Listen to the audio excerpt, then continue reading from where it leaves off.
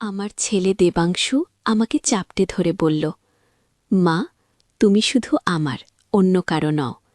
আমি হতবাক হয়ে তার দিকে তাকালাম। রাজস্থানের জয়সলমীরে একটি সুদৃশ্য হাবেলির ছাদে দাঁড়িয়ে আছি। রাতের আকাশে তারা ঝিকমিক করছে। নিচে মরুভূমির বালিয়াজেন রূপার চাদরে ঢাকা। আমার হৃদয়ে কিন্তু এখন ঝড় বইছে। আমার ছেলে দেবাংশু সদ্য ২৫ পূর্ণ করেছে, দিল্লিতে একটি বড় কোম্পানিতে কাজ করে। আমরা উৎসুক হয়ে বৃদ্ধের দিকে তাকালাম। রণবীর সিংহ এবং অমিতা বিবাহিত ছিলেন। বৃদ্ধ বলতে শুরু করলেন, তাদের প্রেম ছিল প্রবাদতুল্য। কিন্তু এক ভয়ঙ্কর ষড়যন্ত্রে রণবীর সিংহ একটি যুদ্ধে মারা যান। অমিতা বিশ্বাস করতেন না যে তার স্বামী মারা গেছেন। তিনি প্রতিজ্ঞা করেছিলেন যে জন্ম জন্মান্তরে তিনি তার স্বামীকে খুঁজে বের করবেন। আর সেই ভূতদর্পণ? আমি জিজ্ঞেস করলাম। বৃদ্ধের চোখে ভয় ফুটে উঠল। আপনি সেই আয়না সম্পর্কে জানেন? সেটা একটি শাপিত আয়না। অমিতা একজন তান্ত্রিকের সাহায্যে সেই আয়না তৈরি করেছিলেন, যাতে পূর্বজন্মের স্মৃতি ফিরে পান। কিন্তু তান্ত্রিক তাকে সতর্ক করেছিলেন, আয়নাটি মানুষের মনে ভ্রম সৃষ্টি করতে পারে, তাদেরকে পাগল করে দিতে পারে। কি আমার শরীরে কাঁটা দিয়ে উঠল। এই আয়না এখন কোথায়? দেবাংশু জিজ্ঞেস করল। বৃদ্ধ দীর্ঘশ্বাস ফেললেন। কেউ জানে না। কিছু মানুষ বিশ্বাস করে যে আয়নাটি শুধু তাদের সামনেই প্রকাশিত হয়, যারা অমিতা বা রণবীর সিংহের পুনর্জন্ম। আমি এবং দেবাংশু পরস্পরের দিকে তাকালাম। অদ্ভুত একটা অনুভূতি আমাকে গ্রাস করল। বৃদ্ধ চলে যাওয়ার পর দেবাংশু আমার হাত ধরল। মা, তুমি যদি অমিতার পুনর্জন্ম হও, তবে আমি কে? আমি কি সত্যিই রণবীর সিংহ? দেবাংশু, আমি জানি না এসব সত্য কিনা, কিন্তু আমি জানি তুমি আমার ছেলে, আমার দেবাংশু। আমি তার হাত চেপে ধরলাম। দেবাংশু হাসল। হ্যাঁ মা, আমি তোমার দেবাংশু। চলো আমরা এখান থেকে বেরিয়ে যাই। আয়ো, আমি সম্মতি জানালাম। আমরা সিদ্ধান্ত নিলাম ওই হাবেলি ছেড়ে জয়পুরে যাব। দুপুরের মধ্যেই আমরা বের হয়ে গেলাম। জয়পুরে পৌঁছানোর পর আমরা সিটি প্যালেসের কাছে একটি হোটেলে উঠলাম। সেদিন রাতে আমরা দুজনেই ভালোভাবে ঘুমালাম, কোনো স্বপ্ন বা বিরক্তি ছাড়াই। পরদিন সকালে আমরা জয়পুরের বিখ্যাত হাওয়া মহল দেখতে গেলাম। হাওয়া মহলের সামনে দাঁড়িয়ে আমরা অবাক হয়ে সেই গোলাপি বাড়ির দিকে তাকিয়েছিলাম। হঠাৎ আমার চোখ পড়ল একটি পুরনো দোকানের দিকে, যেখানে পুরনো বই ও দুর্লভ জিনিসপত্র বিক্রি হয়। দেবাংশ, ওই দোকানটা দেখি একটু, আমি বললাম। আমরা দোকানে গেলাম। ভেতরে প্রবেশ করতেই আমার চোখ পড়ল একটি বইয়ের দিকে, রাজস্থানের অদৃশ্য ইতিহাস। আমি বইটি হাতে নিয়ে পাতা উল্টাতে লাগলাম। হঠাৎ একটি পাতায় আমার চোখ আটকে গেল।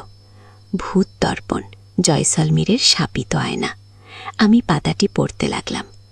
অমিতা রণবীর সিংহের স্ত্রী। তার স্বামীর মৃত্যুর পর একটি শাপিত আয়না তৈরি করান, যা পূর্বজন্মের স্মৃতি ফিরিয়ে আনতে সক্ষম। কিন্তু আয়নার এক ভয়ঙ্কর শক্তি ছিল। এটি শুধুমাত্র অমিতা ও রণবীর সিংহের পুনর্জন্মদের সামনেই প্রকাশিত হতো এবং তাদের মধ্যে ভ্রম ও বিভ্রান্তি সৃষ্টি করত। অমিতা শেষ পর্যন্ত এই আয়নার শক্তি নিয়ন্ত্রণ করতে অক্ষম হয়ে পাগল হয়ে যান এবং নিজেকে একটি কূপে নিক্ষেপ করেন। আমার হাত থেকে বইটি পড়ে গেল। দেবাংশু ছুটে এলো। কি হয়েছে মা? আমি তাকে বইটি দেখালাম, পাতাটি দেখালাম। দেবাংশু পড়ল। তার মুখ সাদা হয়ে গেল।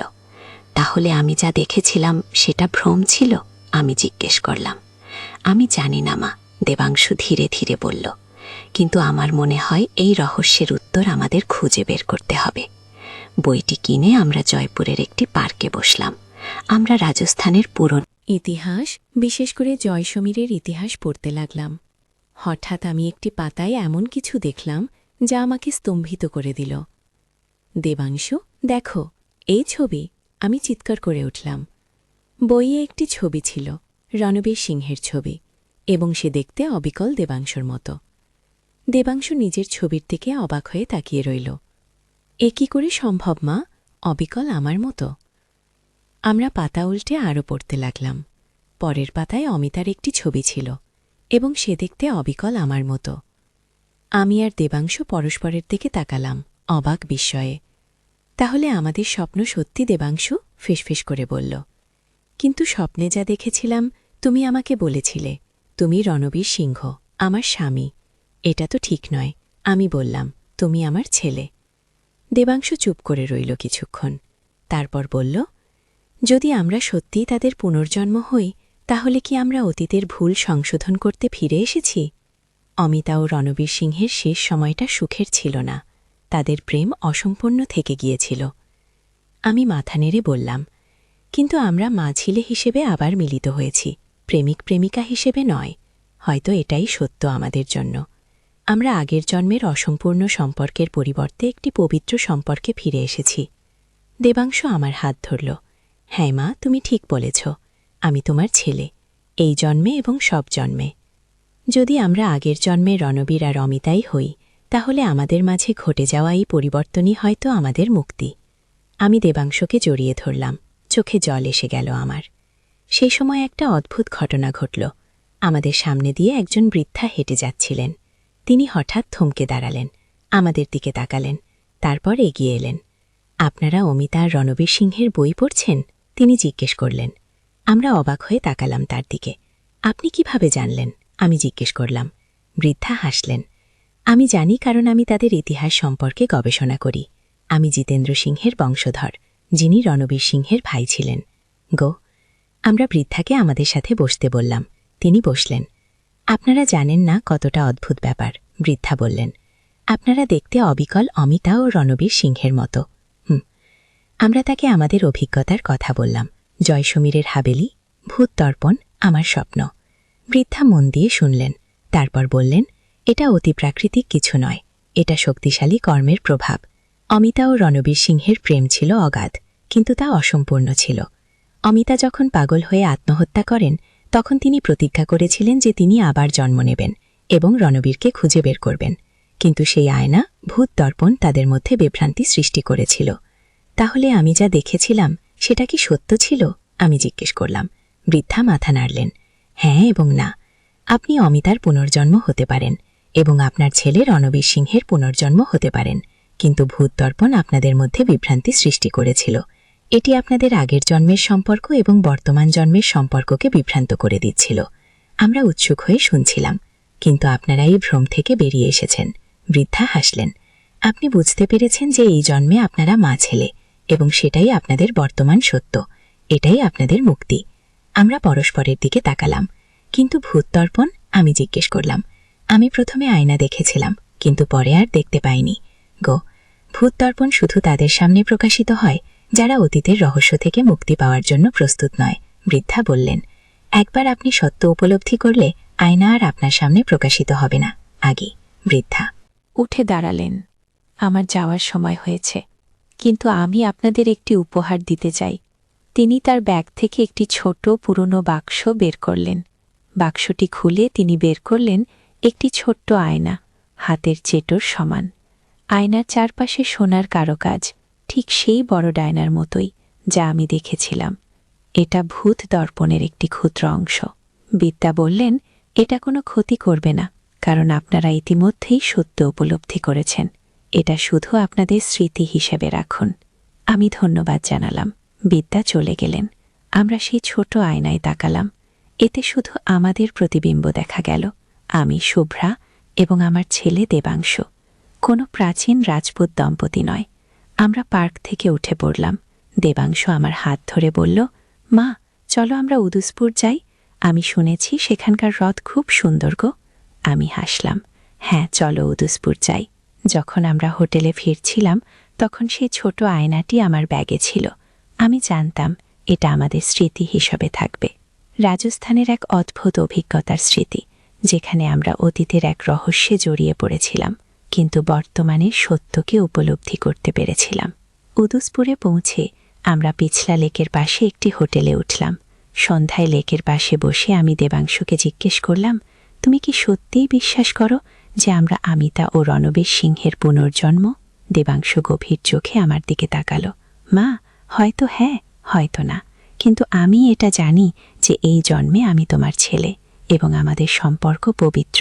এটাই আমাদের সত্য। আমি দেবাংশুর কাঁধে মাথা রাখলাম। রোদের জলে চাঁদের আলো নাচছিল, যেমন নাচছিল আমার মনে শান্তি ও পূর্ণতার অনুভূতি। রাজস্থানের মরুভূমি, প্রাচীন হাবেলি, ভূত দর্পণ এসব হয়তো অতীত জীবনের অসম্পূর্ণ সম্পর্কের রহস্য খুলে দিয়েছিল, কিন্তু আমাদের বর্তমান সম্পর্ক, মা ও ছেলে, এটাই আমাদের মুক্তি, আমাদের সত্য।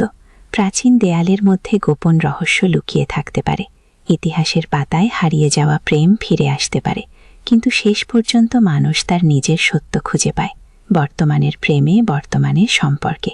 রাজস্থানের মরুভূমির বালিয়াদি, প্রাচীন হাবেলি, ভূত দর্পণ এসব হয়তো আমাদের অতীতের সাথে যোগাযোগ করিয়ে দিয়েছিল, কিন্তু আমাদের ভবিষ্যৎ আমরা নিজেরাই লিখব, নতুন করে, নতুন সম্পর্কে। আমার ব্যাগে রাখা ছোট্ট আয়নাটি কখনো কখনো আমাকে অতীতের কথা মনে করিয়ে দেবে, কিন্তু যখনই আমি তাতে তাকাবো, আমি শুধু দেখব আমাকে, শুভ্রাতে এবং আমার ছেলে দেবাংশুকে, আমার বর্তমান, আমার সত্য। দুজন একাকী থাকি। দেবাংশুর বাবা মারা গিয়েছিলেন যখন সে মাত্র 8 বছরের। তখন থেকেই আমি একাকী দেবাংশুকে মানুষ করেছি। এই সপ্তাহে দেবাংশু ছুটি নিয়েছিল, বলেছিল, মা চলো রাজস্থান ঘুরে আসিও। আমি রাজি হয়েছিলাম। আমরা জয়সেলিমে একটি পুরানো হাবেলি ভাড়া নিয়েছিলাম। এটি একটি ঐতিহাসিক ভবন, সোনালী পাথরে তৈরি, বহু শতাব্দী পুরানো। প্রথম দিন আমরা সারাদিন ঘুরে বেড়ালাম, সন্ধ্যায় হাবেলিতে ফিরে এলাম। রাতে ছাদে বসে চাঁদ দেখছিলাম আর গল্প করছিলাম। দেবাংশু হঠাৎ আমার দিকে তাকিয়ে বলল, মা আমি তোমাকে কখনোই হারাতে চাই না। আমিও তোমাকে হারাতে চাই না বাবা। আমি বললাম, কিন্তু একদিন না একদিন তোমার বিয়ে হবে, তুমি তোমার পরিবার নিয়ে থাকবে। কি? আমার কথা শুনে দেবাংশুর চোখে অদ্ভুত এক চাহনি ফুটে উঠল। সে হঠাৎ করে আমার কাছে সরে এলো, আমার হাত দুটো শক্ত করে ধরে বলল, মা আমি তোমাকে কারো সাথে ভাগ করে নিতে পারবো না, তুমি শুধু আমার। ও বা, তার দিকে তাকালাম। এ কেমন কথা? দেবাংশুর চোখে একটা অদ্ভুত আবেগ, যা আমি আগে কখনো দেখিনি। আমি বুঝতে পারলাম না কি বলবো। কি হয়েছে দেবাংশু? এসব কি বলছো তুমি? আমি জিজ্ঞেস করলাম। দেবাংশু আমার দিকে ঝুঁকিয়ে এলো। তার চোখে কেমন যেন একটা গভীর আবেগ। আমার হাত ছাড়ল না, বরং আরও শক্ত করে ধরল। আমার শরীরে যেন বিদ্যুৎ খেলে গেল। এই মুহূর্তে আমি দেবাংশুকে চিনতে পারছিলাম না। সে ধীরে ধীরে বলল, মা আমি তোমাকে কিছু দেখাতে চাই, তুমি আমার সাথে আসবে? আমি অবাক হয়ে জিজ্ঞেস করলাম, এখন রাত তো অনেক হয়েছে দেবাংশু গো। হ্যাঁ মা, এখনই, এটা খুব জরুরি, সে বলল। আমি দেবাংশুর দিকে তাকালাম। তার চোখে অদ্ভুত একটা দৃঢ়তা। আমি মাথা নেড়ে সম্মতি জানালাম। দেবাংশু আমার হাত ধরে হাভেলির ভেতরে সিঁড়ি দিয়ে নামতে লাগল। আমরা দোতলায় এসে থামলাম। দেবাংশু ধীরে ধীরে একটি লম্বা করিডর ধরে হাঁটতে লাগল। করিডরের শেষে একটি পুরনো কাঠের দরজা। দেবাংশু দরজার সামনে থামল। দেবাংশু, এটা কি? আমি জিজ্ঞেস করলাম। মা, এই দরজার ওপারে যা আছে তা তোমাকে দেখাতে চাই, দেবাংশু বলল। তারপর পকেট থেকে একটা পুরনো চাবি বের করে দরজায় লাগালো। চাবি ঘোরাতেই দরজা খুলে গেল। ভেতরে অন্ধকার একটি ঘর। দেবাংশু জ্বালিয়ে দিল মোমবাতি। আলোর ক্ষীণ আভায় আমি দেখতে পেলাম ঘরের মাঝখানে একটি বিশাল আয়না। আয়নাটি প্রায় 6 ফুট উঁচু, চারপাশে সোনার কারুকাজ। 1000 বছরের পুরনো মনে হচ্ছে। কি অদ্ভুত! দেবাংশু আমার হাত ধরে আয়নার সামনে নিয়ে গেল। মা, এই আয়নায় তাকাও, সে বলল। আমি ভয়ে ভয়ে আয়নার দিকে তাকালাম। প্রথমে আমি আমার নিজের প্রতিবিম্ব দেখতে পেলাম, কিন্তু ধীরে ধীরে প্রতিবিম্ব বদলে যেতে লাগল। আমি দেখলাম আমার প্রতিবিম্ব নয়, এক অচেনা মহিলা। তিনি পরনে পুরনো রাজপুতি পোশাক, মাথায় ঘোমটা, গলায় ভারী গহনা। আমি চমকে উঠলাম। দেবাংশু, এ কি? এই আয়নায় আমি নিজেকে দেখতে পাচ্ছি না। দেবাংশু ধীরে ধীরে বলল, মা, এটা সাধারণ আয়না নয়, এটি ভূত দর্পণ। এই আয়নায় মানুষ তার পূর্বজন্মের রূপ দেখতে পায়। ঘুম? আমি অবাক হয়ে আয়নায় তাকিয়ে রইলাম। সেই অচেনা মহিলার প্রতিবিম্ব ধীরে ধীরে হাত নাড়ছে, যেন আমাকে ডাকছে। দেবাংশু, এটা কি করে সম্ভব? তুমি এটা কোথায় পেলে? আমি ভয়ে ভয়ে জিজ্ঞেস করলাম। মা, আমি এই হাভেলি সম্পর্কে অনেক গবেষণা করেছি। এই হাভেলির ইতিহাস জানতে গিয়ে আমি এই আয়নার কথা জেনেছিলাম। আমার সন্দেহ ছিল, আমি যাচাই করতে চেয়েছিলাম, দেবাংশু বলল। আমি আয়না থেকে চোখ সরাতে পারছিলাম না। সেই মহিলা এখন হাসছে, তার চোখে রহস্যময় চাহানি। অকস্মাৎ আয়নার ভেতর থেকে একটা আওয়াজ ভেসে এলো, অমিতা। ঘু। আমি চমকে উঠলাম। কে কে ডাকছে আমাকে? দেবাংশু আমার কাঁধে হাত রাখল। মা, তোমার আসল নাম অমিতা? কি বলছো তুমি? আমার নাম তো শুভ্রা। আমি বিস্মিত হয়ে বললাম, না মা, তোমার আসল নাম অমিতা। তুমি এই হাভেলির মালিক রণবীর সিংহের স্ত্রী ছিলে ৩০ বছর আগে। দেবাংশু ধীরে ধীরে বলল। আমি বিশ্বাস করতে পারছিলাম না। দেবাংশু, তুমি পাগল হয়ে গেছো, এসব কি বলছো? দেবাংশু আমার দিকে ঘুরে দাঁড়ালো, তার চোখে অদ্ভুত এক দৃঢ়তা। মা, আমি সব জানি। আমি এই জীবনে তোমার ছেলে দেবাংশু নই, আমি রণবীর সিংহ, তোমার স্বামী পূর্বজন্মে। আমার মাথা ঘুরতে লাগলো, পা কাঁপতে লাগলো। এসব কি শুনছি আমি? দেবাংশু আয়নার দিকে ইশারা করে বলল, দেখো মা, আয়নায় দেখো, তোমার পূর্বজন্মের স্মৃতি ফিরে আসবে। কে? আমি আবার আয়নার দিকে তাকালাম। আয়নার ভেতরের মহিলা অমিতা আমার দিকে তাকিয়ে ধীরে ধীরে মাথা নাড়ছে। অকস্মাৎ আনার মাথায় তীব্র যন্ত্রণা হলো, যেন হাজার সূচ ফুটছে মাথার মধ্যে। আমার চোখের সামনে ভেসে উঠল অজানা দৃশ্য, এই হাভেলি, কিন্তু নতুন অবস্থায়, রাজকীয় সাজে সাজানো। আমি দেখলাম নিজেকে রাজকীয় পোশাকে একজন রাজপুত মহিলা হিসেবে। আমি দেখলাম আরেকজন পুরুষ, লম্বা,